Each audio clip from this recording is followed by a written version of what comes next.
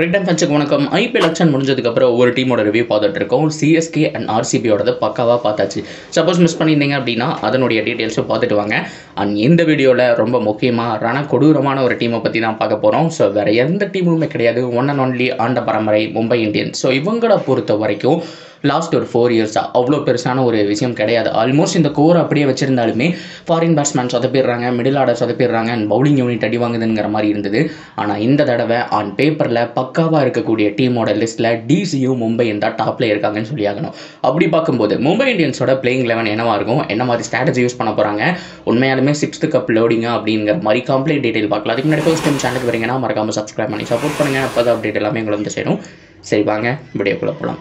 So first of all Mumbai இந்தியன்ஸுடைய playing 11 Rohit Sharma on டாப்புங்க. So அவர் தான் ஓப்பன் பண்ணுவார், அதில் மாற்றமே கிடையாது.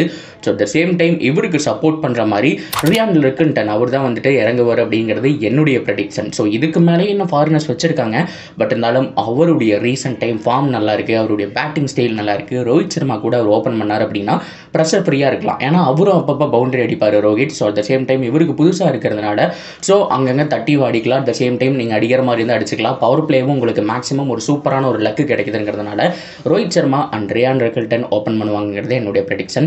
ஸோ ஒன் டவுனை பொறுத்த வரைக்கும் திலக் வர்மா அவருக்கான சான்ஸ் இருக்குது. ஸோ எப்போவுமே எதிர்பார்த்த மாதிரி ஸோ மும்பை இந்தியன்ஸ் ப்ரொடியூஸ் பண்ண ஒரு கன் பிளேயர் சுரேஷ் ரெய்னாவை தன்னோட ஐடலாக வச்சிருக்காரு, அவர் மாதிரியே விளையாடுறாருங்கிறதுனால number 3 Tilak Varma, number 4 Will Jacks, RCB கொடுத்த வில் ஜாக்ஸ் இந்த இடத்துல இருக்காரு.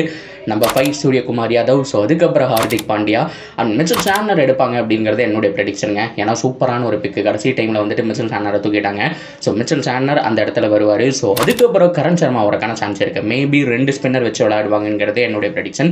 ஸோ அதுக்கப்புறம் தீபக் சகர், பும்ரா அண்ட் ட்ரெண்ட் போல்ட். இதை தாண்டியும் அவங்ககிட்ட ஸ்குவாட் இருக்குது, பட் பக்காவாக பேலன்ஸ்டாக இருக்கணும் அப்படின்னா இந்த ஸ்குவாட் உண்மையாலுமே சூப்பராக இருக்குது. ஏன்னா பேட்டிங் யூனிட்டை பொறுத்த வரைக்கும் கிட்டத்தட்ட நம்பர் 8 வரைக்கும் ஆடுவாங்க. தீபக் சகர் ஆல்சோ வந்துட்டு செம்மையாக பேட்டிங் ஆடுவாருங்கிறது குறிப்பிட்ட விஷயம். அண்ட் நம்பர் 10 கூட வச்சுக்கலாம். கரண் சர்மா கூட அப்பப்போ தட்டுவார். ஸோ இது போக ஒரு இம்பாக்ட் பிளேயர் இருக்குது. ஸோ இம்பாக்ட் பிளேயர் இல்லாமல் ஸோ கிட்டத்தட்ட 8-9 வரைக்கும் நல்ல ஒரு பேட்டிங் லைனப் இருக்குது.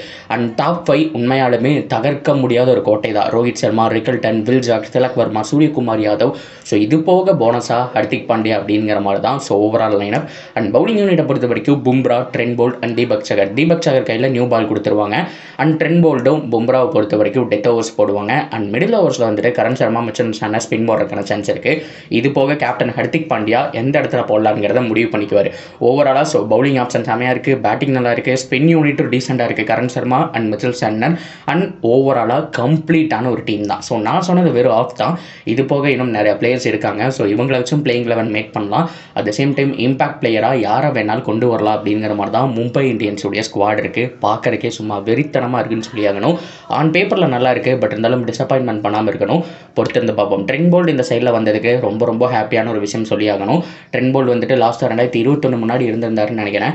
செம்மையாக பண்ணியிருந்தாங்க. இந்த தடவையும் அதே ஃபார்ம் கண்டினியூ ஆகுமா அப்படிங்கிறத பொறுத்திருந்து பார்க்கலாம். So that's video guys. எத்தனை மும்பை இந்தியன்ஸ் ஃபேன் இருக்கீங்க, இந்த 11 பிடிச்சிருக்கா, இதை தாண்டி பெஸ்ட் 11 எப்படி போடுவீங்கிறத கமெண்ட்டில் சொல்லுங்கள். அண்ட் தொடர்ந்து அப்டேட்டுக்கு சேனலோட இணைஞ்சிருங்க. மறக்காமல் சப்ஸ்கிரைப் பண்ணி சப்போர்ட் பண்ணுங்கள்.